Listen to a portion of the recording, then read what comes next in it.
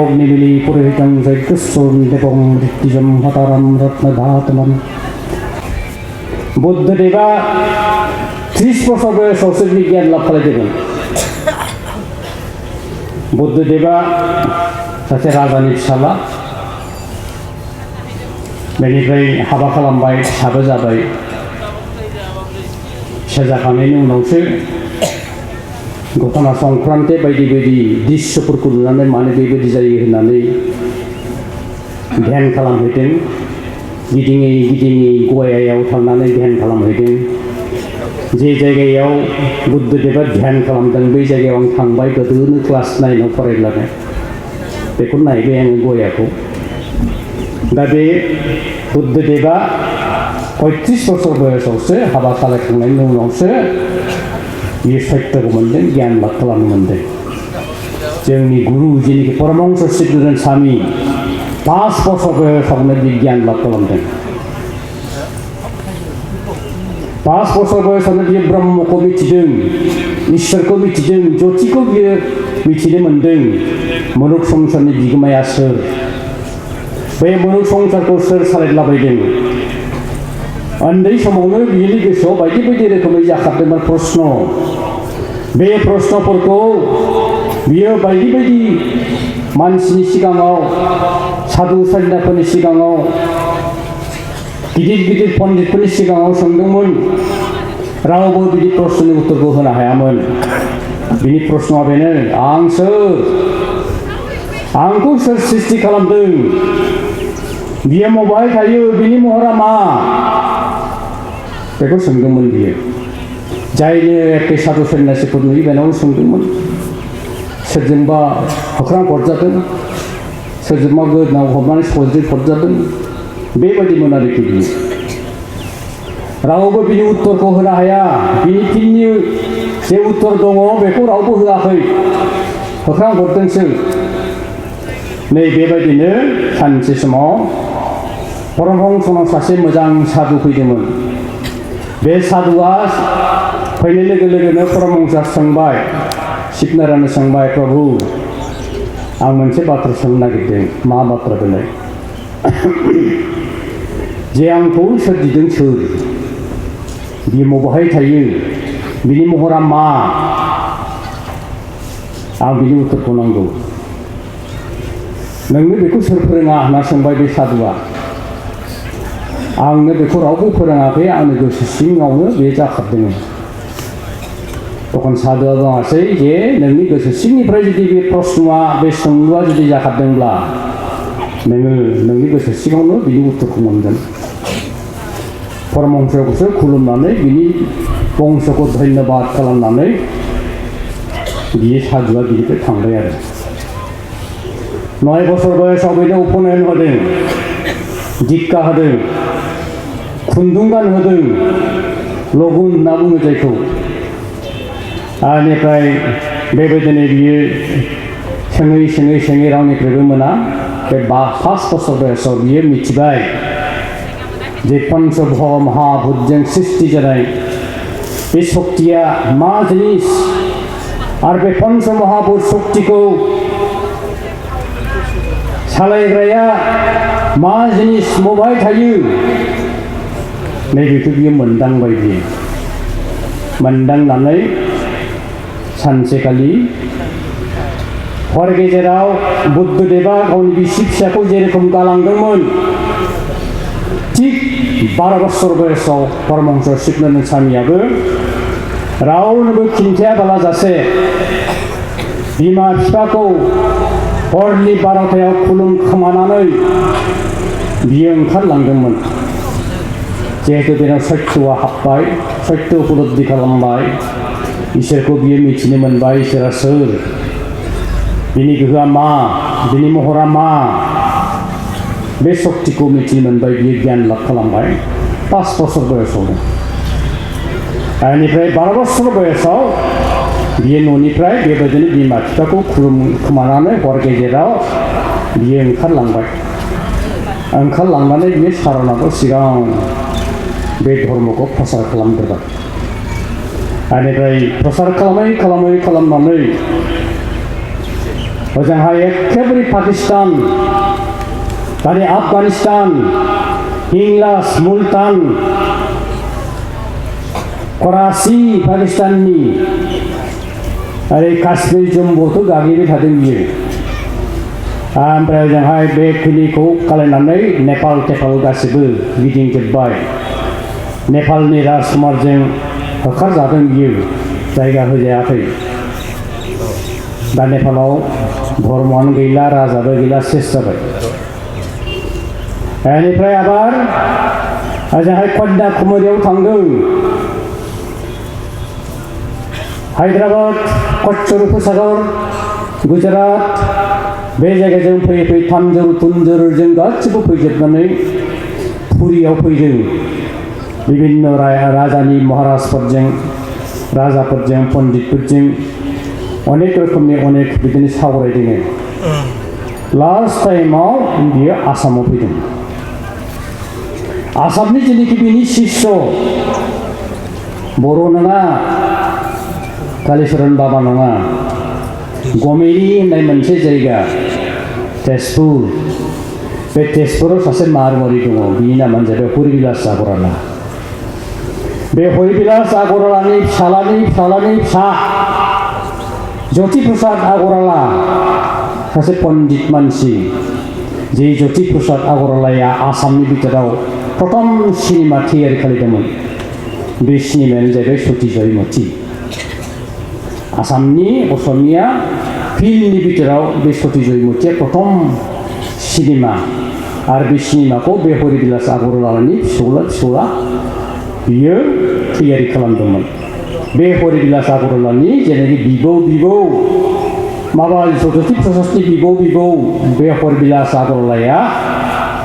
परमहंसनि आसामनि बिथोराव प्रथम शिष्य आरो बियो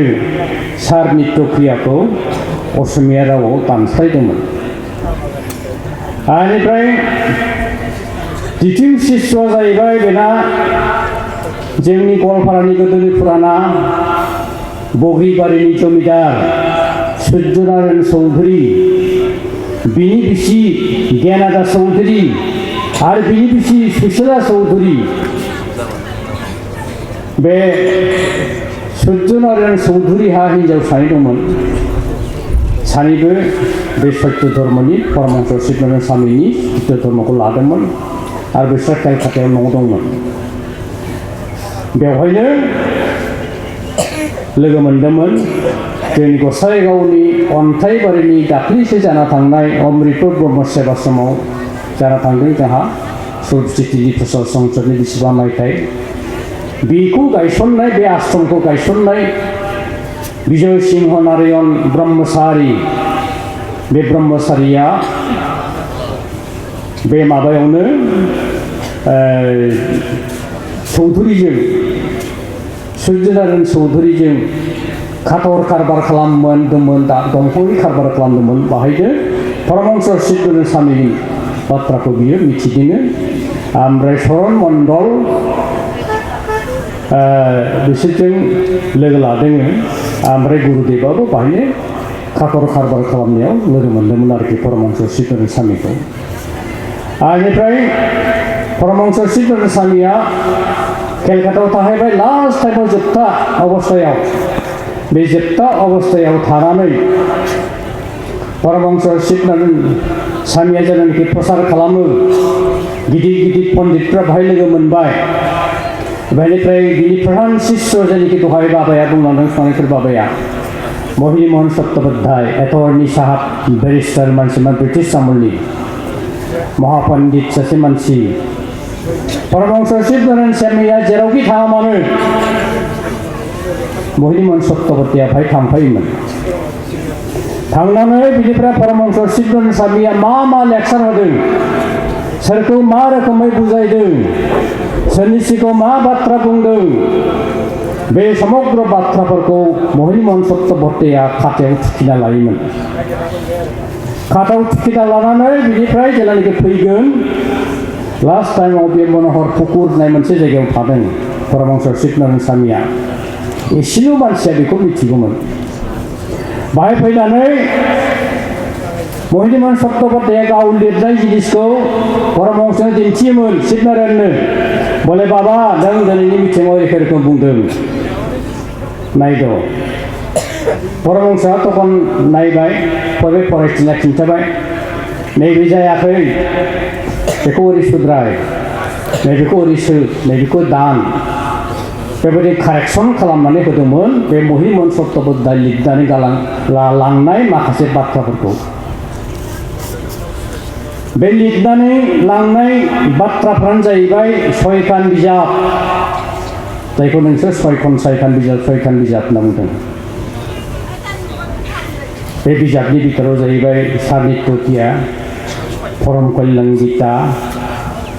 क्षुद्र ग्रन्थावली ओमफ्राय अमृत सागर ब्रह्मन वृत्तान्त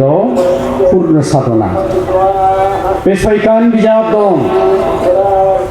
बे सयखान बिजाबा जाहैबाय परमहंसनि समग्र गासिबो उपदेश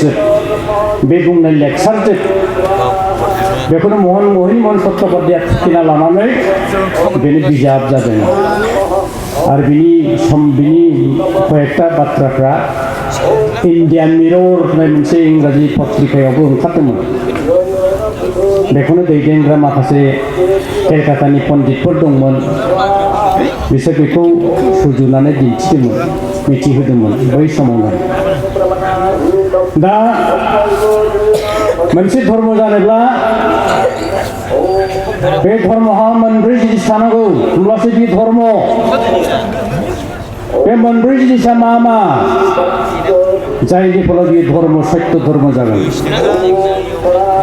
बे मोनब्रै जिनिसा जाहैबाय सिगाङाव ईश्वर इष्ट देवता प्रत्येक धर्महानो इष्ट देवता थानांगोन प्रत्येक धर्महानो इष्ट देवता दं जायखौ थांखि लानानै खुलुमदों ब्रह्म धर्महा इष्ट देवता दं ख्रिस्टानहाबो हयथ' दं ख्रिस्टाना जायखौ बुंदों गड अफ लाइट गडआ सोर इसोरा सोर लाइट होनना बुंदों ज्योति इस्लामफ्रा मा बुंदों खदार नूर नूरा जाहैबाय ज्योति खदाया जाबाय ईश्वर बा आल्लाह अर्थात खदाया ईश्वरा ज्योति महरै नूर महरै दं प्रत्येकहानो बेबायदिनो इष्ट देवता दं जोंनाबो दं परमहंसआ बुंदों पूर्ण परब्रह्म ज्योति स्वरूप अर्थात ज्योतियानो ईश्वर दिन्थिदिङो जेरै जिसुआ ज्योतियानो ईश्वर जेरै हजरत महरा ज्योतियानो ईश्वर जेरै परमहंस शिबनारायण स्वामीयाबो बुंदों ज्योतियानो ईश्वर बेनो सृष्टिकर्ता बिदि पालनकर्ता बिदि लयकर्ता जायखौ जों भगबान होनना बुंदों दा बे थागोन ओमफ्राय बेखौ दिन्थिग्रा सासे प्रबर्तक थानांगोन ख्रिस्टानफोरना जेरेखम जिसु ख्रिस्ट दं इस्लामफोरा जेरेखम हजरत मोहम्मद दं शिखफोरना जेरेखम गुरु नानक दं बायदि बायदि रोखोमनि महापुरुष थानांगोन प्रबर्तक थानांगोन दिन्थिग्रा थानांगोन फोसावग्रा थानांगोन जोंना जाहैबाय परमहंस शिबनारायण स्वामी आरो बेहा धर्म ग्रन्थ थानांगोन ख्रिस्टानफोरा जेनेबा बाइबेल थाबाय मुस्लिमफोरना जेनेबा कुरान थाबाय हादिस थाबाय जोंना ब्रह्म धर्मखौनो बुंदो ब्रह्म धर्मनो थाबाय सयखान बिजाब होननानै आरो माखासे थानांगोन बे थानाया जाहैबाय उपासना कमेन्समेन्ट्स आज्ञा ख्रिस्टाना 10टा दं आज्ञा मुस्लिमना 5टा दं आनिफ्राय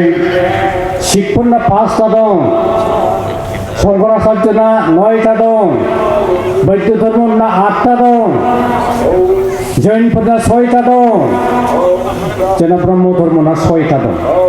6टा आज्ञा ओमफ्राय उपासनाया जोंना 4 दं बे मोनब्रै जिनिसनि थाब्लासो इष्ट देवता थानांगौ, प्रबर्तक थानांगोन, धर्म ग्रन्थ थानांगोन, बेनिफ्राय नैबे उपासना बा आज्ञा थानांगोन। होमब्लासो बे धर्म जागोन, नङाब्ला बियो मत जागोन। मत सासे साधारन मानसियानो थियारि खालामनाय गावनि गोसोजों जानला मोनला धर्म थियारि खालामनाय बेखौ मत होनना बुङो। जेनेबा रुफामनि इष्ट देवता सोर मिथिया, धर्म ग्रन्थ गैया, उपासना गैया, जेबो गैया, ब्रह्म बाथौ जेबो गैया। प्रबर्तका सासे थानो हागौ, इष्ट देवता सोर बेखौ देखायनो हागौ, धर्म गैया, माबा ग्रन्थ गैया, उपासना लाइन गैया। जेनेबा दा मा होनना बुङो बैयाव जोंनि गसाइगावआव मोनसे धर्म सृष्टि जादों, बेनो जाहैबाय मंगलियान बैष्णबनो। मंगलियान बैष्णब खोनाया माया माबायदि मंगलिया बैष्णब जाखो, सासे आंनि साथिया बेखौ थियारि खालामदों, बेखौ लासोगारदों एखेबारे। ओमफ्राय बेहा खुनु धर्म ग्रन्थबो गैया। इष्ट देवताया सोर, विष्णुलायनो मुर्ति फुजा खालामना फुजियोसो, खुनु आज्ञा गैया, उपासना गैया, जेबो गैया। बेफोर साफा साफा मानसि थियारि खालामनाय धर्म होनजाया बेखौ। धर्म मारात्मक जिनिस, जे जिनिसजों जों थांगासिनो दङ। नै बेफोर गोजावलांना थाङो, बेफोर गासिबो जाख्राव नायखांलाबायग्रा, देवदा जानानै नायखांलाबायग्रा, सोरबा बेराम जादों, असुख बिसुख जादों, बेफोराव थाङो, बेफोराव थांनानै नायखांला हैजायो। नायखांलायनानै बेखौ मावनांगौ बेबायदि होननानै बिसोरनो बिथोन हरो, बेखौनो मावो, बेखौनो धर्म होनना सानो। बे सेस धंस जागोन, बारा गोबाव थाया बियो। सत्यआ गोदोनिफ्रायनो जि जिनिसा दं, दाबो दं, देनांबो थागोन, बेखौसो सत्य होनना बुङो, बेखौनो सनातन होनना बुङो। परमहंस सिद्धरन स्वामिया बेखौनो प्रसार खालामलांदोंमोन। बे प्रसार खालामलांनाय धर्मआनो जाबाय सत्य धर्म होनना बुङो। जोंनि जिनिखि गुरु सिद्धनारायण परमहंस स्वामी, श्रीमद परमहंस सिद्धनारायण स्वामी, जि मानसिया सारा जिन्दगी जानाय लोंनाय गैया, गाननाय जोमनाय गैया, समग्र जिबफोरनि थाखाय, मानसिनिल' थाखाय नङा, जिबफोरनि थाखाय बियो गावनि जिउखौ, गावनि देहाखौ बियो उत्सर्गा खालामलांदोंमोन, बावलांदोंमोन। बे मानसिया, बे महापुरुषा बे सत्य धर्मखौ, बैदिक धर्मखौ लाबोनानै सालिजारि खालामनानै आसल जिनिसखौनो जोंनो होलांदोंमोन। बे सत्य धर्मखौनो 1905 मायथाइनि, इंराजि 1905 मायथाइनि 24 आघन दाननि 24 मायथाइयाव बे मन'हर पुकुराव थांनानै गुरुदेव कालीचरणआ सानै मानसि लोगो लानानै बियो बे दीक्षाखौ लाहैदोंमोन। जोंनि गसाइगावनि सासे फाथाखाथा गामिनि जमदार ब्रह्म, जमदार मेस होनना बुंदों, बिराद धोनि मानसि। बेनिफ्राय हजोंहाय पर्बतजुवारनि चरण मण्डल होननाय बे सानैखौ लानानै थांदों। नैबे सूर्य नारायण चौधुरी बग्रिबारि जमिदारनि गेजेरजों। बेनिफ्राय बेनावनो न'आव थाहैनानै परमहंस सिद्धनारायण स्वामीखौ मन'हर पुकुराव लोगो मोनदों। लोगो मोननानै बाहाय सावरायनानै परमहंस सिद्धनारायण स्वामीनिफ्राय गुरुदेबआ दीक्षा लाना फैदों बे सत्य धर्मखौ। ओमफ्राय गुरुदेबआ ओजों फैनानै बे सत्य धर्मखौ प्रसार खालामफैदों। बियो 5, 6, 7, 8, 9, 10, 11, 12 मायथाइसिम बियो धर्म प्रसार खालामदों। सत्य धर्मखौ सत्य धर्म हिसाबैनो बियो धर्म प्रसार खालामदोंमोन। बेनिफ्राय 1908 मायथाइयाव गुरुदेव कालीचरणआ परमहंस सिद्धनारायण स्वामी जानायखौ थैहां भाग्यआ मोजां, थैनायनि सिगां परमहंस सिद्धनारायण स्वामीखौ गुरुदेबआ लोगो मोनहैदों, देखा साक्षात जानो मोनदों। बेनिफ्राय गुरुदेबआ परमहंस सिद्धनारायण स्वामीनियाव बाथ्राखौ फोरमायबाय जे प्रभु आसामनि जेसेबां हिन्दु ब्राह्मणफोर दंमोन उच्च हिन्दु ब्राह्मणफोर दंमोन नोंथांनि धर्मखौ लाखांनायनि उनावबाबो बिसोर जोंखौ गनायना लायाखै जोंखौ मेस होननानै मुगैदों जोंखौ दाबो बिसोरबो मुगैयो जोंखौ अबहेला खालामो जों बे खेत्रआव जों बोरैहाय थांना थानो हानो परमहंस स्वामीया गोथौवै सिन्ता खालामनानै बुंबाय जे धर्मखौ जे टाइटेलखौ भारतबर्षनि मानसिफ्रा दासिमबो मोनफेराखै उच्च हिन्दु ब्राह्मणफ्राबो जे टाइटेलखौ दिनैसिम लानो मोनफेराखै बे टाइटेलखौ नोंसिनो होबाय नोंसोर दिनैनिफ्राय ब्रह्म टाइटेल लिरदो गुरुदेवनो परमहंस सिद्धानन्द स्वामीया बे बिथोनखौ हरबाय गुरुनिफ्राय बेबायदि बाथ्रा मोनबोनानै परमहंस सिद्धानन्द स्वामीनिफ्राय बेबायदि बाथ्राखौ मोनबोनानै गुरुदेवा बेनिफ्राय 1912 मायथाइयाव आसामनि लवार आसामनि डेपुटि कमिशनार A.J. लैनि साहाब गवालपारायाव बियो बाहर पार्टिनि दंमोन बे गवालपारायाव थानाय समावनो गुरुदेवा माखासे गावनि शिष्यफोरखौ लानानै दरखास्त हैबाय अर्थात मेम'रेन्डाम हैबाय A.J. लैनि साहाबनाव एक नम्बरा बेनो दंमोन माखासे आरो दंबावोमोन प्रस्ताबफ्रा जे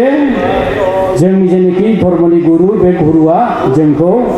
ब्रह्म टाइटेल लिरनो थाखाय उपाधिखौ लिरनो थाखाय जोंनो क्षमताखौ हरबाय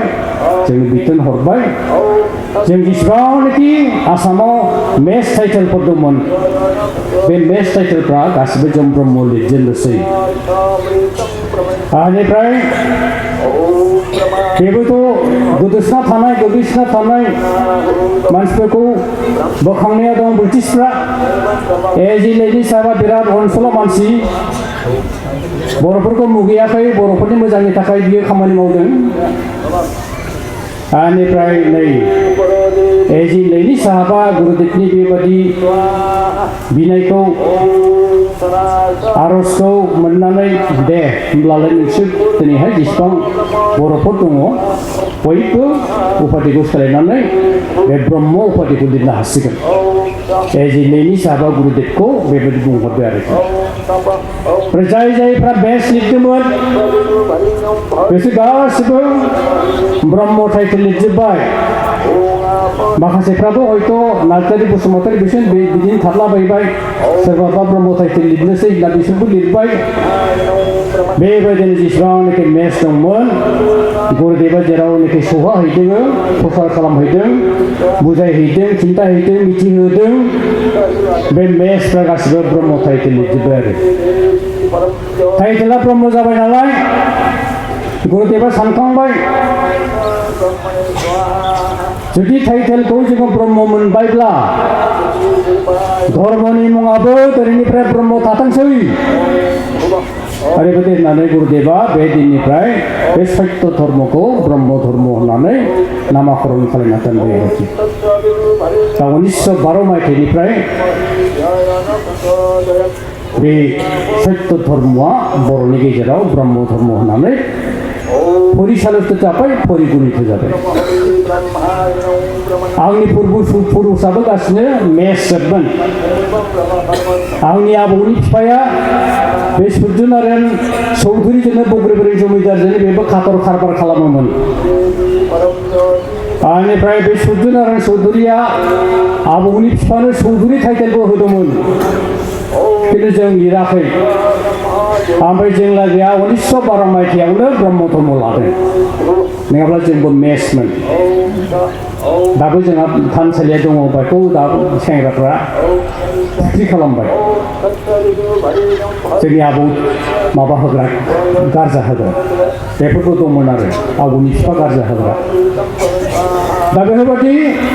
जानानै फैदों जोंनि गेजेराव दा बे सत्य धर्मआनो ब्रह्म धर्म जाबाय आरो बे ब्रह्म धर्मखौ दाब दाब जायगायाव जोङो दा फोसावगासिनो दङ खिन्थु जोंनि अरिजिनेला सत्य धर्म सिद्धाराम परमहंसआ फोसावलांनाय बे धर्मनि नामा सत्य धर्म बिनिफ्रायसो गुरुदेवनि आखायाव फैनानै बियो ब्रह्म धर्म जादों आरो दा मोनसे खोथाखौ आं सिन्था खालामनानै थट मोना गिखांनाय फैयो दाख्लैबो गिखांनाय फैदोंमोन कानाडानिफ्राय सासे हिन्जाव फैबायना ब्रह्म धर्मनि सायाव रिसार्च खालामनो थाखाय जोंनि गसाइगावनि ब्रह्म मन्दिराव बियो हाबलांदों जोंथ' इंराजि रोङा जाहैबाय नालाय गसाइगाव कलेजनि प्रिन्सिपालखौ जों लिंना लायबाय रायज्लायबाय मोजाङै मिथिहरहोनो हायाखिसै ब्रह्मआ मा उपासनाजों इसोरखौ फुजियो बेफोरनि तत्त्वखौ जोङो खिन्थानो हायाखिसै आरोखि खालि खिन्थायो जग्गल' होननानै बेखौ फोरमायलांबाय ओंखायनो दहाय मैया सिन्था खालामबायना जोङो इयुथफोरनि मोनसे कमिटि दानायनि सिन्था गोरों गोराफ्रा फैथों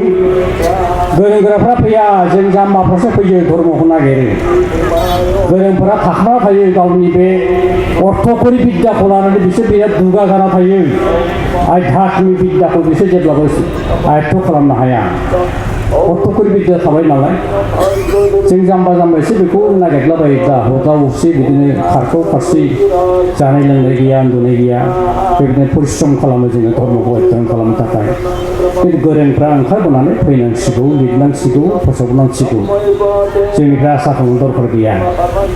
नैबेफोरबायदि आरोखि दा ओंखायनो जोङो बे सत्य धर्मखौ प्रसार खालामनानै लांनांगौ लांनानै ओरैबायदि गिना फैदों जे बे सत्य धर्मखौ जोङो ब्रह्म धर्म खालामबाय दा गुरुदेवा ब्रह्म धर्म खालामबाय मोजां जाखोना गाज्रि जाखो गावनो 8 बोसोर सत्य धर्म हिसाबै बे प्रसार खालामबाय उनावसो ब्रह्म धर्म नामाकरण खालामबाय दा ब्रह्म धर्म होननानै जुदि सोरबा रिसार्च खालामना फैयोब्ला जोङो मा देखायनो बे रिसार्चमेन्टनो ब्रह्म धर्मनि लेखा बियोब्ला जों मा देखायनो गुरुदेवाथ' ब्रह्म धर्मनि लेखा लिरलाङाखै मोनसेबो लेखा लिरलाङाखै बियो आरो गुरुदेवा मा आज्ञा होलाङा जोंनोलाय मा कमेन्टसमेन्टस दं कालिचरण बाबाया जोंनो मा आज्ञा होलांदों माबोरै मावनांगौ बे आज्ञाखौ होलाङाखै ओमफ्राय जों खिन्थानोसै नैबे 6खान बिजाब बे 6खान बिजाबखौ खिन्थानोसै तखन रिसार्चमेन्टआ नायनोसै बेथ' गुरुदेबनि लेखा नङा माथो महिनी मोहन चट्ट'पाध्यायसो लिरनायनि परमहंसनि कृत महिनी मोहन चट्ट'पाध्याय लिरनायसो बियो बेथ' बहायथ' ब्रह्म धर्मनि बिजाब जाफैदों माथो ग्रन्थ जाफैदों बेबायदि जागोन आज्ञा माबे जेरावदि 6टा आज्ञा दं 6टा कर्म दं बे कर्मआ बबेहाय परम कल्याण गीताबो मोनो ओमफ्राय क्षुद्र ग्रन्थ मोजां भाबै लिरनाय दं बेखौ देखायनोसै देखायब्लाथ' नुनो मोनबाय बेथ' सत्य धर्मनिसो नै आज्ञाया बेथ' गुरुदेबनि नङा गुरुदेबनि आज्ञाथ' नङा गुरुदेबथ' नङाखै बेथ' परमहंस श्रीधर स्वामीनि नैबे 6टा आज्ञाया जाहैबाय बे सत्य धर्मनिसो नै अक जागोन तखन मा देखायनो जोङो नैबेफोरबायदि जाना फैबाय आरोखि दा ओंखायनो सिन्था खालामनांगौ जोङो जे जों माबोरैहाय बेखौ प्रसार खालामलांनाया मा कौशलै माबोरैहाय जों प्रसार खालामलांबावनो जोङो आंनाव मोनसे सिन्था फैयो बेखौ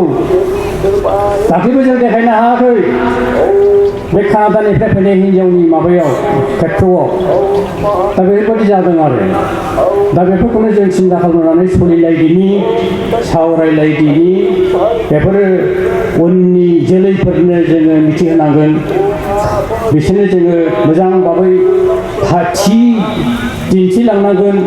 जाहाथे बिसोर फल' खालामनो हायो बे खामानिखौ बिसोर मावनानै दिन्थिनो हायो दा जेखि जाया मानो दिनैहाय एसे समाया थोनाय नङा नामा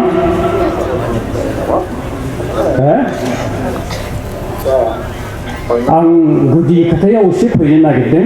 मैयानिफ्राय सावरायबाय रावबो टाच खालामाखिसै बेखौ टाच खालामनो नागिरदों आङो जे सहजग्गा प्रजा स्वस्थ प्रभास प्रजापति अनेन प्रसवीस धोबेश बहिष्ठ काम दुख मैयाबा आं एसे बुंदों प्रजापति ब्रह्मआ सृष्टि खालामग्रा सिगाङाव बे सृष्टि खालामबाय माखौ ज्योतिया गासिबो अन्धकार जोबमोन अन्धकारनिफ्राय मोनसे पहर नुजाथिबाय जे पहरा जोङो ज्योति स्वरूप होननानै बुङो बे ज्योति स्वरूपा सस्यशिष्याहं ब्रह्मास्मि आं ब्रह्म ओरैबायदि मोनसे गोसोआव फैखांनानै बियो सृष्टि खालामनाय सृष्टि जाबाय मा गोसो जाबाय सृष्टि खालामबाय बियो माखौ अख्रांखौ सृष्टि खालामग्रोबाय अख्रांखौ सृष्टि खालामनानै उनाव बियो आबार सानलायबाय आं बारखौ सृष्टि खालामबावनोसै बारखौ सृष्टि खालामखांनायनि उनाव अरखौ सोरजिबाय अरखौ सोरजिखांनायनि उनाव दैखौ सोरजिबाय दैखौ गथा खालामनानै दानानै बियो पृथ्वीखौ सृष्टि खालामबाय पृथ्वीखौ सृष्टि खालामनानै बे बुहुमखौ सृष्टि खालामनानै बियो आबार सानखांलायबाय जिबफोरखौ सृष्टि खालामनोसै सिगाङाव बियो बे दैयाव नाफोरखौ सृष्टि खालामबाय नाफोरखौ सृष्टि खालामखांनायनि उनाव आबार बे दैयावनो बियो बिफां लाइफां बेन्दों बेनला बायदि बायदि गास गासाखौ सृष्टि खालामबाय ओमफ्राय बे दैया दैनिफ्राय बुहुमा खावसेल' सृष्टि जाबाय सैसेल' सृष्टि जाबाय 3 भागानो दै 1 भागल' हा बियो सृष्टि खालामबाय आरोखि ओमफ्राय बे दैनिफ्रायनो हागुङाव बारखो फैनानै बिफांफोरा सृष्टि जाफैबाय ओमफ्राय बे हागुङाव दैनि जलसर जिनिसखौथ' बियो सृष्टि खालामबाय इसोरा सोरजिबाय ओमफ्राय बे हागुङावबो बियो नैबे बिफां लाइफांखौ सोरजिबाय आरो बिफां लाइफांखौ सोरजिनायखाय बाथौफोरा सिगां बबे बिफांखौ सोरजिग्रोदों इसोरालाय सिजौ बिफांखौ सिगां सोरजिग्रोदों होनना बुंदों बाथौआ गावसिनि तत्त्वआव ओंखायनो सिगां जिउ मोनग्रोनायखायनो बेखौ सिजौ होननानै बुंदों दा बेबायदिनो बिफांखौ सोरजिखांनायनि उनाव क्रिमि सृष्टि खालामबाय क्रिमिनि बिथोराव मोनसे उन्नत धरনের क्रिमि दङ बेनो लास्ट क्रिमिनि उनाव मा सोरजिखो इसोरा दाउसिन दाउलाखौ सोरजिबाय दाउसिन दाउलानि बिथोराव लास्टआव बियो मयुरखौ मा होनोमोनलाय दावरायखौ सोरजिदों जे दावराय मोनबाय बियो बे दाउनिफ्राय मुक्ति मोनबाय ओमफ्राय उनाव माखौ सोरजिखो जुनादखौ सोरजिबाय जुनादखौ सोरजिनानै लास्ट टाइमाव बियो मोख्रा जातीय जिनिसखौ जुनादखौ सोरजिबाय बियो जे मोख्रा जातीय जिनिस माबाखौ जिबखौ सोरजिबाय होमब्लानो बियो बे जुनादनिफ्राय मुक्ति मोनबाय आरो बे हमस्पियास आदिमानब बे मोख्रानिफ्रायनो सृष्टि जानाय होनना बुंदों ओमफ्राय बे हमस्पियास माबानि आदिमानबफ्रा बे मालदीप आफ्रिका बे साइडआव नुयो बेफोरनो जाहैबाय आदिमानब सिगांनि मानसि होनना बुंदों बिसोरनि थाबायनाय जानाय लोंनाय खालि उन्नत नङा जायखौबो जोङो जारिमिनाव गोजाम अन्थाइ मुगानि मानसि होनना बुंदों गोजाम अन्थाइ मुगानि मानसि जाहैबाय बिसोर आदिमानबफ्रा गोदान अन्थाइ मुगानि मानसिफ्रा नवप्रस्तर जुगनि मानसिफ्रा बै माबा होनना बुङो प्रश्नपत्र जुग ओमफ्राय नवप्रस्तर जुग गोजाम अन्थाइ मुगा बेफोरनि जुगनि मानसिफ्रा एसे अन्थाइफोरखौ उननानै रोंबाय हाथियारफोर बानायनो बेफोरबायदि माखासे जोंफारफार माबा गनफोर बानायनो रोंबाय ओमफ्राय ओजोंहाय ताम्र जुगाव एसे मानसिफ्रा उन्नति जानो रोंबाय नैबेफोरबादिनो आरो दा बेबायदिनो फैनानै दिनैसिम बे अबस्थायाव जोङो मानसि महरै मोनदों ओमफ्राय मानसि महरै मोननानै जेलानाखि मानसि महरै सृष्टि खालामदों आदिमानबखौ तखननो परब्रह्मआ आदिमानबखौ बुंदोंमोन बिसिनि लोगो बिसिनि कर्मनि थाखाय बिसोरनि खामानिनि थाखाय इसोरखौ सिबिनो थाखाय इसोरा मोनसे पद्धति हरदोंमोन बे पद्धतियानो जाबाय यज्ञ ओंखायनो गीतायाव श्लोकआव होदों सजज्ञ प्रजा सस्ता प्रभु प्रजापति अनेन वसवीसो दहमीसो बहिष्ठुत खामु दुख प्रजापतिया ईश्वरा मानसिखौ सृष्टि खालामखांनायनि उनावनो यज्ञखौ सृष्टि खालामदों आरो यज्ञखौ सृष्टि खालामनानै बे मानसिफोरखौ बुंदों हे मानबफोर नोंसोरखौ आं सृष्टि खालामबाय आरो नोंसोरनि कर्मनि थाखाय नोंसोरनि खामानिनि थाखाय नैबे यज्ञखौ आङो सोरजिबाय नोंसोर बेखौ सानफ्रोमबो हो सानफ्रोमबो होनानै नोंसोर देवताफोरखौ सन्तुष्ट खालाम देवताफ्रा होमब्ला नोंसोरनि सायाव सन्तुष्ट जागोन गोजोनगोन देवताफ्रा जायनाखि गोजोनगोन होमब्ला नोंसोर जेखौ बियो बेखौनो होगोन बे यज्ञआनो जाहैबाय अग्निहत्र होनना बुंदों आरो बे अग्निहत्रखौ जोङो दिनै मोनदों सोरनि अनुरोधाव सोरनि अननायाव परमहंस शिवगुरु स्वामीनि अननायाव परमहंस शिवगुरु स्वामीया बे गोदोनि जुग जुगान्तरनि सृष्टि इसोरनिफ्राय जानाय बे अग्निहत्रखौ प्रबर्तन खालामफिनदों आरो बेखौ गुरुदेव कालीचरणनो हरदों गुरुदेव कालीचरणआ बेखौ मोननानै फोसावफैदों दाब दाब जायगायाव फोसावदों आनिफ्राय जायफ्रा बिनि बे कर्मखौ मोनदों गुरुदेवनिफ्राय बेफोर गावबा गाव जायगायाव आश्रम फाथिना थादों आश्रम फाथिनानै थानानै बिसोर बेखौ फोसावदोंमोन किन्तु जों लानो रोङाखै उनथारावसो बोरै सृष्टि जाखो परमहंस शिवगुरु स्वामी प्रधान शिष्य जाहैबाय मोहिनी मोहन चट्टोपाध्याय मोहिनी मोहन चट्टोपाध्यायनि शिष्य जाहैबाय कृष्णधन शर्मा कलिकतायाव कृष्णधन शर्मानि शिष्य जाहैबाय शक्ति सदन कले शक्ति सदन कलेनि शिष्य जाहैबाय बाबा लहित चन्द्र ब्रह्म आसामाव बे लहित चन्द्र ब्रह्मआनो बे अग्निहत्रखौ जोंनो फोरोंफैदोंमोन बे बाबानिफ्रायनो मोनदोंमोन जों दुर्भाग्यजनक बे बाबाया जोंखौ दा फिसाफोरखौ गारना थांबाय दुखुनांथाव गाबथाव राव जेखि जाया मानो जोंनाबो सोरजिनांगोन साफा साफा ढाल तरुवाल लाग्रा प्रसारकफोर धर्म नेताफोर दैदेनगिरिफोर सत्य जेब्लाबो बिनाश जाया जोबस्राङा जन्म गैयानो बेहा अक्षय अव्यय अविनाशी बे सत्यआ बेखौनो सनातन होनना बुंदों बेखौनो सत्य होनना बुंदों सनातन होनना बुङोब्ला जे जिनिसा गोदोनिफ्रायनो दं दाबो दं देनांबो थागोन जोबस्रांनो गैया बेसो सनातन आरो बे धर्मखौनो जोङो मोनफ्रांदों आरोखि आरो बे कर्म अग्निहत्र जोङो मोनफ्रांदों जोंनि टाइटेला ब्रह्म जानो नाङामोन अग्निहत्रीसो जानांगौमोन जाय मानसिया सानफ्रोमबो फुंगार बेलासि यज्ञ होयो बेखौनो अग्निहत्री होनना बुङो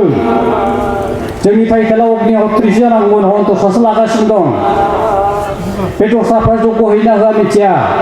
यज्ञ होग्राफ्रा अग्निहत्र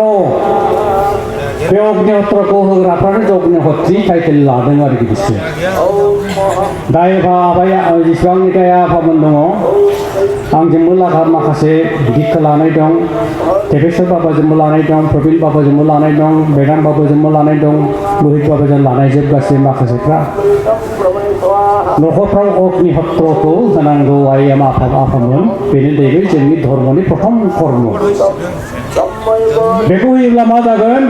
बियो जाहैबाय इसोरनि अनजाथाव खामानि होनना बुंदों जिहेतु बे यज्ञखौ इसोरा सृष्टि खालामदों बे यज्ञखौ होब्लानो इसोरा अनो इसोरनि गोसोआ सन्तुष्ट जायो आरो इसोरा नोंनो मा जिनिस नों लुबैदों बेखौ होगोन बिनाङा नोङो बे अग्निहत्रखौ होब्लानो नों बिनाङा ओंखायनो निष्काम कर्म होनना बुंदों एकमात्र निष्काम यज्ञआ जाहैबाय अग्निहत्र दिक्षा लानानै सानफ्रोमबो नोङो फुंगार बेलासि जेखौ जि यज्ञखौ होगोन बेनो जाहैबाय निष्काम कर्म बेनो जाहैबाय अग्निहत्र आरो जेसेबांनाखि शास्त्रआव यज्ञनि खोथा उल्लेख खालामदों बे गासिबो सखाम जग्ग कायिक जग्ग होनना बुंदों ज्योतिषम अग्निष्टम कारिरि 32टी जेसेबांनाखि जग्ग दङ गासिबो कायिक बासना पूर्ण जोब्बाय बियो दा नैबे मक्कनि लामाखौ निर्बाणनि लामाखौ मुक्तिनि लामाखौ बर'आव मा होनोथाय बारग'नाय बे लामाखौ एकमात्रनो बे अग्निहोत्रआसो होनांगोन बेबो जुदि अग्निहोत्रखौ मोजाङै जुदि खालामनो रोङाब्ला पितृजार मार्गजों जुदि थाङोब्ला नोंनि आत्माया आबार मानसि महरै नोङो जोनोम जाफैफिनगोन जाय मानसिया निष्काम भाबै जेबो लुबैयाजासे इसोरखौ श्रद्धा भक्ति सहकारै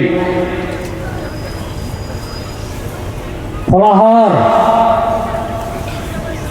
फिथाइ सामथाइ जाय मानसिया फिथाइ सामथाइ जानानै निष्ठा भाबै इसोरखौ नैबे अग्निहोत्रखौ होगोन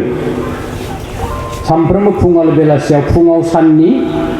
ओमफ्राय बेलासियाव अग्निनि नामै जेनाखि जग्ग होयो बेखौनो अग्निहोत्र होनना बुंदों आरो बे अग्निहोत्र इसोरनि अनजाथाव खामानि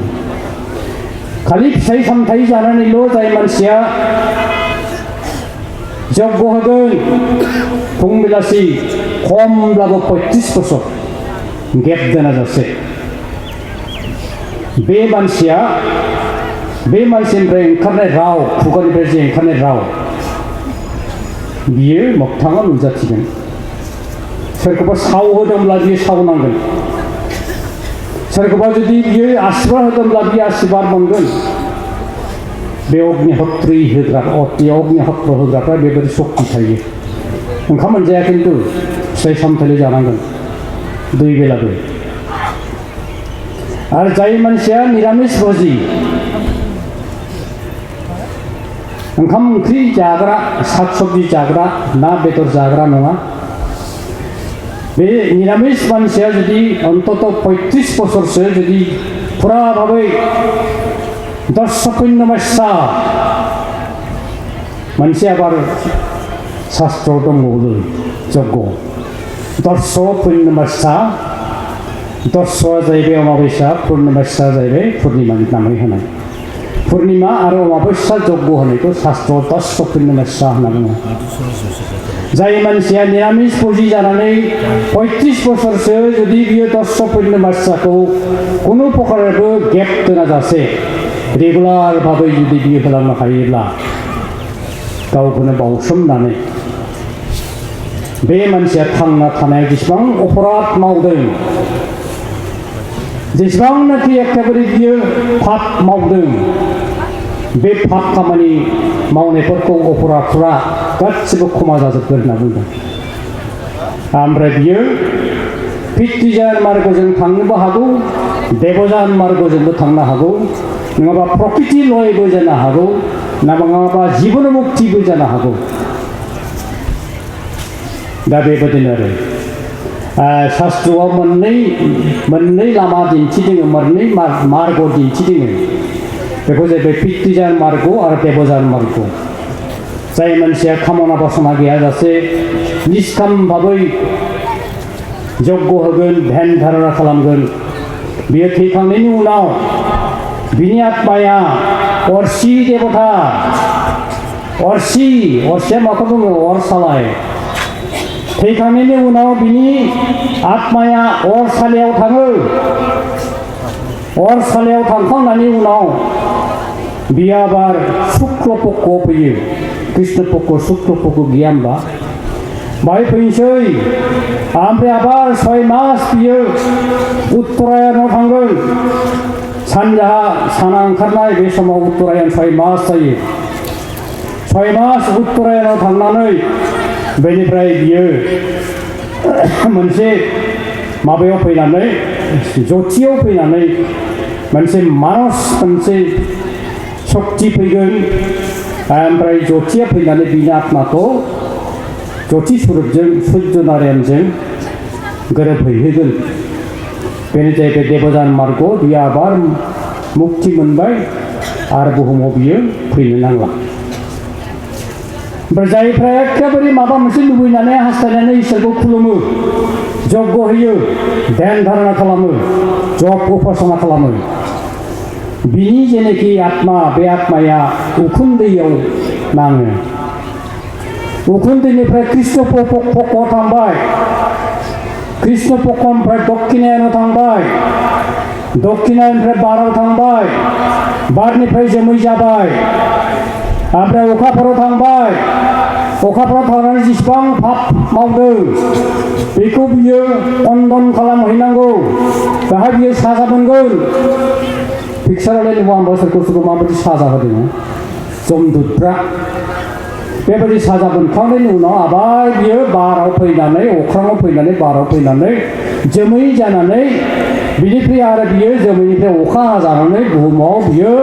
बायदि बायदि जाग्रा बेसाद रज'फैनांगोन आरो बे जाग्रा बेसादखौनो जों जाबाय मोजां मावोब्ला मानसिनि जोनोम जाफैबाय मानसिनि गर्भआव फैनानै जोनोम जाफैबाय बिमाफोरनि गर्भआव फैनानै बे जोनोम जाफैबाय आरो जुदि गाज्रि मावदोंब्ला बियो बै जिब जुनारनि जोनोम माबा महरै बियो आबार खामफिननांबाय आबार सौरासि लक्कबार जोनोम जानांसिगोन आरो बियो सौरासि लक्कबार जोनोम जाखांनायनि उनावसो मानसि जोनोम जायोनो आरो बे मानसि जोनोम जानायावनो जुदि आबार जुदि नों गाज्रि कर्म मावोब्ला इसोरखौ सिबिनो लुबैयाब्ला इसोरनि कर्मखौ मावनो गोसो गैयाब्ला इसोरा गावनि इस्सा मथे बेखौ सास्ति होगोन आरो हयथ' बेखौ जिब जुनाराव दोनहैफिनगोन नङाब्ला ओरैबायदि मानसि महरै बेखौ सृष्टि खालामगोन सोरनिबा एखेबारे दुखिया मानसि गरिब मानसिनि न'खराव बेखौ सृष्टिनोबो हागौ बेंगुराबो खालामनो हागौ खानाबो खालामनो हागौ भिखारिबो खालामनो हागौ बेबायदि रोखोमनि बेखौ सृष्टि खालामगोन आरो ओंखायनो जोङो दे बयबो जों एबार बाहाय फैनाय जेसेबां मानसिफोर दङ दिनैहाय सेसाफानियाव जेसेबां मानसिफोर दङ बे मानसिफ्रा गोसोआव मोनसे संकल्प खालामनांगोन जिहेतु मानसि महर मोनदों इसोरनि अननायाव सौरासि लक्कबार बायदि बायदि एखे बिफां लाइफां दाउसिन दाउला थिमि थिमि जिब जुनार जानानै जोङो दिनैहाय मानसि महर मोनफैबायब्ला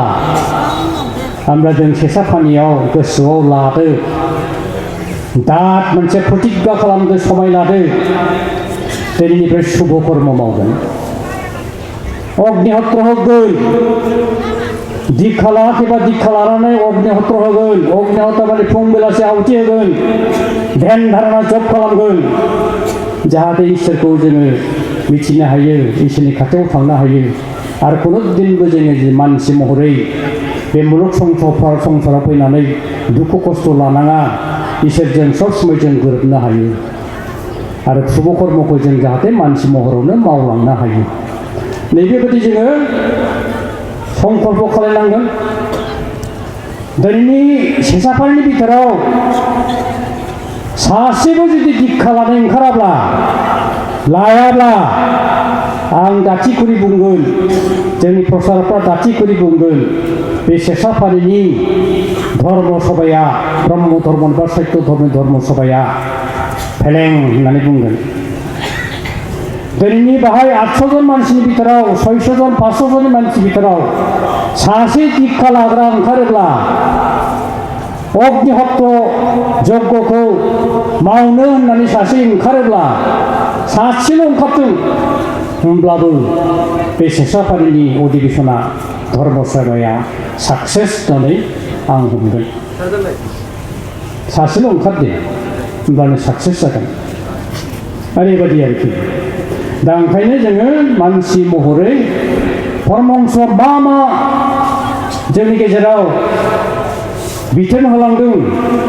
मा मा मावनो थिनदों नैबेखौ जोङो क्षुद्र ग्रन्थावलियाव नाय सर्ट भाबै परम कल्याण गीतायाव दङ किन्तु बिथं भाबै फुरा भाबै क्षुद्र ग्रन्थावलियाव जों नुनो मोनगोन आरो जोंनि मावनो गोनां हाबाया मा धर्मखौल' लाबा जाया बे अग्निहत्रखौ जायनिखि होगोन दुख निवृत्ति सुख प्राप्ति होनना बुङो दुखुआ जोबलांगोन जेसेबां न'खराव दुखु जादोंमोन खस्थ' जादोंमोन बे जोबलांगोन बेनिफ्राय सुख मोनगोन होननानै परम कल्याण गितियाव रोखा रोखा लिरनाय दङ। आंनि राव नङा बियो, परमहंस सिद्धारथ स्वामीनि राव। नैबे आवथि होयोब्ला इसोरनि खामानिखौ इसोरनि बोसोनखौ जों फालिनाय जाबाय। ओमफ्राय इसोरा जोंनो दुख खस्थ'खौ फोजोबस्रांनानै सुख होगोन। सुपतराये मोनसे श्लक दं। बे श्लका जाहैबाय उपनिषदाव। अग्निखौ जाय मानसिया खुलुमबाय थागोन, अग्निखौ जाय मानसिया गावनि न'खराव इष्ट देवता होननानै स्थापन खालामगोन, बसायगोन आरो बियो सानफ्रोमबो घिजों लोगोसे बायदि बायदि सामग्रि बेनो निवेदन खालामगोन, बेनो होगोन, बेनो भग होगोन, बेनो जाहोगोन। बे मानसिया मा होनना बुंदों, बे सुखखौथ' मोनगोन। आरो अग्निया बेखौ जेब्लाबो अरा, बेखौ जेब्लाबो नागारला। बिनि जेनाखि सुखु दुखु बियो भागि जागोन। बे न'खरनि दुखुआव बियो दुखु मोनगोन, बे न'खरनि सुखुआव बिनि सुखु मोनगोन अग्निया। बेनिफ्राय बे अग्निया मोजां लामा नोंनो दिन्थिनो हागोन। नोङो जुदि गाज्रिदोंब्ला, दस्रा एसे गाज्रि भाबै सिन्था खालामदोंब्ला, बियो नोंनि गाज्रि साननायफोरखौ संस्कार खालामनानै फोसाबस्रांनानै नोंनो मोजां लामा बियो दिन्थिनानै होगोन आरोखि। सुपद। ओमफ्राय नोंनि कुटिल मनोभाब, नोंनि गोसोआव जे गाज्रि साननाय दङ, कुटिल एखेबारे गाज्रि साननाय दङ, बे गाज्रि साननायखौ फोजोबस्रांगोन। बे अग्निया नोंखौ बेबायदिनो खालामगोन। नोंनि साननाय हनायफ्रा मोजां जागोन। गाज्रिखौ जेब्लाबो साननाय नङा। गाज्रि सानफ्लांबाबो दसेनि उनावनो मोजां सानफ्लांगोन। बे अग्निनि बलाव बेखौ नों फुजा खालामदोंब्ला साबधान जा। मोनसे खामानिया बेनो, नों जेसेबां अपराध खालामदों, बे अपराध खालामनायखौ अग्नि ब्रह्मआ समाय होयो दे बे सुद्रायथों आरो खुनुदिनबो बियो अपराधखौ दामावथोंसै, खुनुदिन बियो भुल दाखालामथोंसै, खुनुदिनबो दस दाखालामथोंसै, खुनुदिनबो बियो महाभाब दाखालामथोंसै। नैबेबायदि होननानै अग्नि ब्रह्मआ बे मानसिखौ समाय होयो सुद्रायनो थाखाय। समाय होसेयावबो बियो बुजियाब्ला, अहंकार मत्त जानानै जुदि बियो खामानिखौ मावबाय थायोब्ला अग्नि ब्रह्मआ रागा जोंखाङो। रागा जोंखांनानै बिनि पापफोरखौ धंस खालामनो थाखाय, पापफोरखौ खंडन खालामनो थाखाय बियो माखासे खामानि मावो। बे माखासे खामानि मावनायाव बे मानसिनिबो माखासे खथि खालामफ्लांनाङो।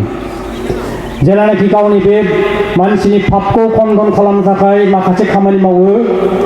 जे खामानियाव बे न'खरनि माखासे खथि जालाङो, तखन अग्नि ब्रह्मआ बिराद गाबो होनना बुंदों। गावनि शिष्यनि माबाखौ धन सम्पद जेनेबा खामग्लिनानै नस्थ' खालामलांबायना बियो, सोरखौबा एक्सिडेन्ट खालामबायना बियो, सोरखौबा दुखु होनांबायना बियो, तखन बेबायदि होनाङोबा अग्निया बिराद अरा बिराद गाबो होनना बुंदों। जिहेतु बियो सब समाय बयखौबो मोजां करुणा गोसोजों, अननाय गोसोजों बयखौबो नायो। जेब्लानाखि बियो पापखौ धंस खालामनो नागिरो, तखन बियो एखेबारे बिराद रागा जोंखांनानै बिनि महरा रुद्र महर जायो होनना बुंदों अग्निया। बेखौनो रुद्र अबतार होनना बुंदों।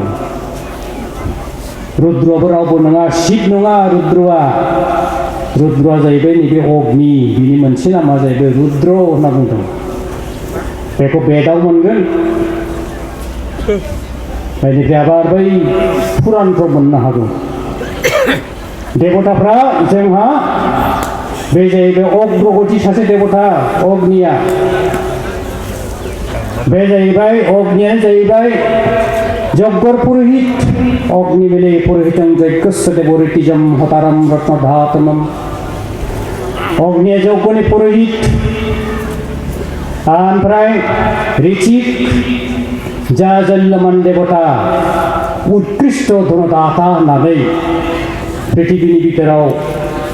बयनिफ्रायबो सिगांसिन श्रेष्ठ धर्म ग्रन्थ बेद ऋग्वेद बे ऋग्वेदनि प्रथम पृष्ठा प्रथम अध्याय प्रथम श्लोक प्रथम सूक्त अग्निनि वर्णना अग्निनि आरज अरनि वर्णना अरनि आरज खालामनाय दं बेनो जाहैबाय अग्निबिलि पुरोहितं जैगस्वं देवं ऋतिजं हतारं रत्नधातमं अग्नियानो जगनि पुरोहित जों भाई पुरोहित जादों नङा दहाय आं फुङाव मैया आं पुरोहित नङा आं लक्षी पुरोहित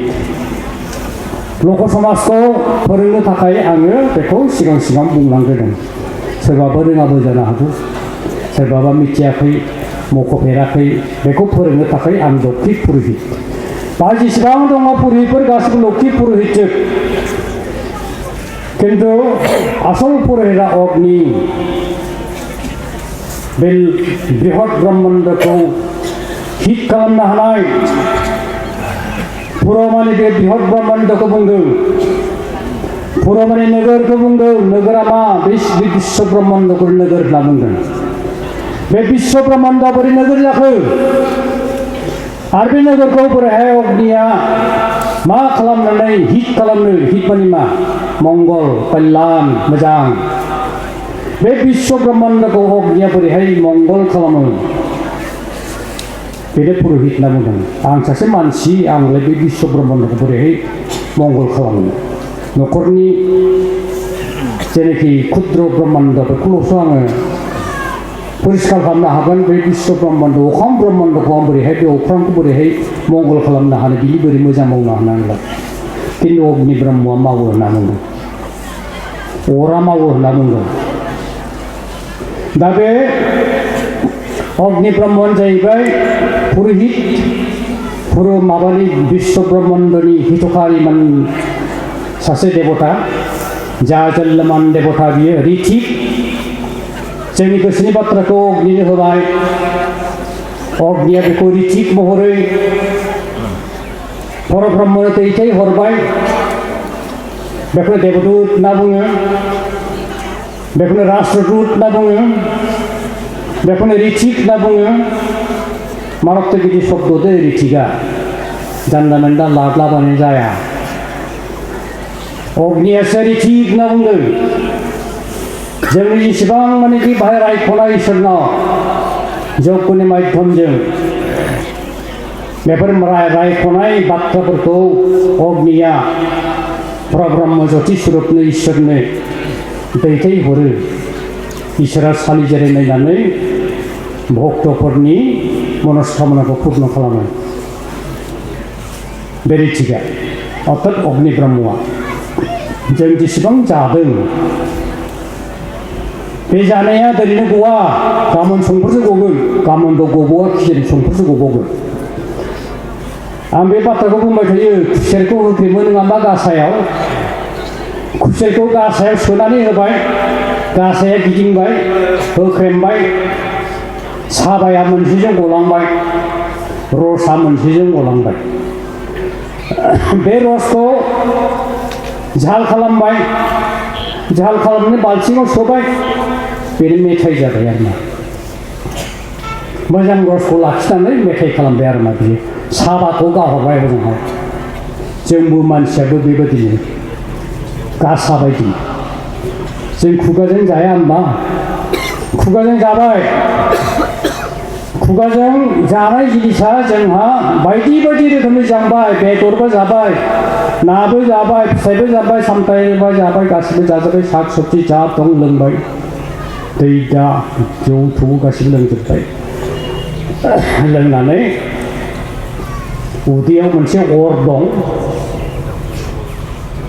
बेखौ डिक्सनारियावबो मोजां लिरनाय दं बे अरा जाहैबाय जतर अग्नि जतराग्नि होनना बुंदों उदैनि अरा जों जेसेबां खाद्य जों खुगाजों सहरा मानो गासैबो बे खुसेर नाख्रेबनाय बायदि हजम खालामजोबो हजम खालामनानै गाज्रि साबाखौ खि महरै गाहरबाय खिग्राजों गाज्रि रसखौ हासुदै महरै गाहरबाय बे जाहैबाय अग्निनि खामानि जोंनि देहायाव 98 डिग्री अग्नि दं अर दं बे अरा जेब्लानाखि गैला तखन जों थैबाय बे अरा जेसे समसिम जोंनि देहायाव दं एसे समसिम जों गोथां गसंनो हागोन रायज्लायनो हागोन मावनो हागोन दांनो हागोन सब किसु दा बे अरानो जोंखौ बेबायदि खालामगासिनो दङ बे अरा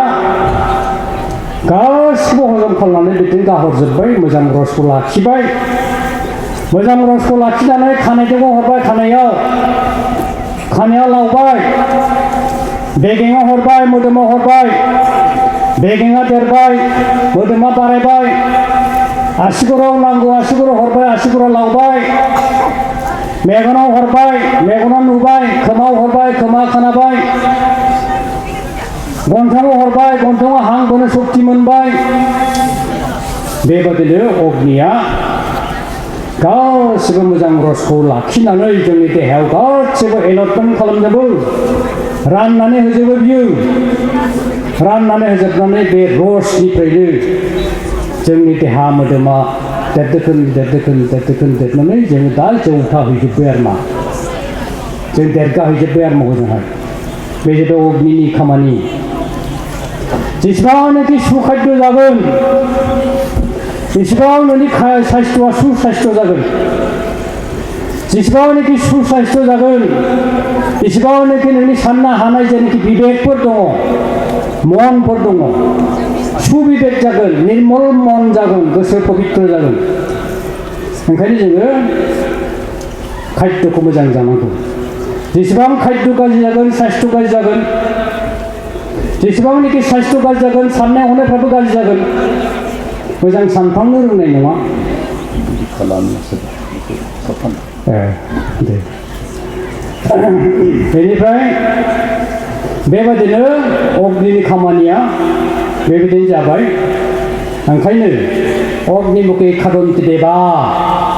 अग्नि खुगाजों देबताफ्रा जायो जोंनिफ्राय गोथाव मुवा होबाय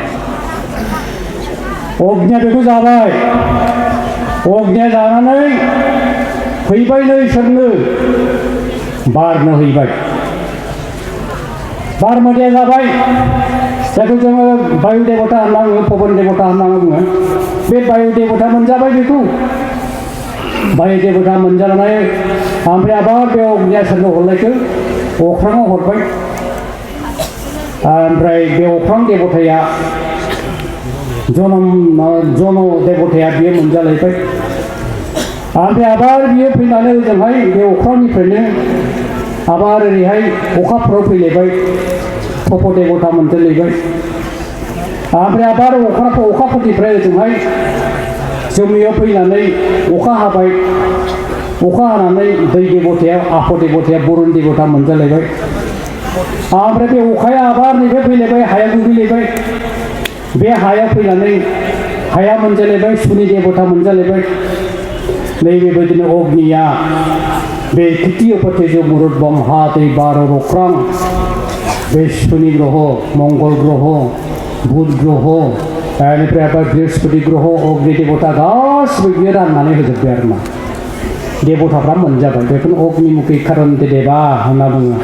अग्निनि खुगाजोंनो बिसोर गासिबो देबताफ्रा मोनजाजोबो आरोखि अग्नियानो बिसोरनो गासिबो रानना होजोब्बाय जोंनि बे प्रसादखौ दाबो रानना होगासिनो दं बियो नैबे खामानि आरोखि दा ओंखायनो बाहाय जे जों अग्नियाव जों गाज्रि जिनिसखौ होनो नाङा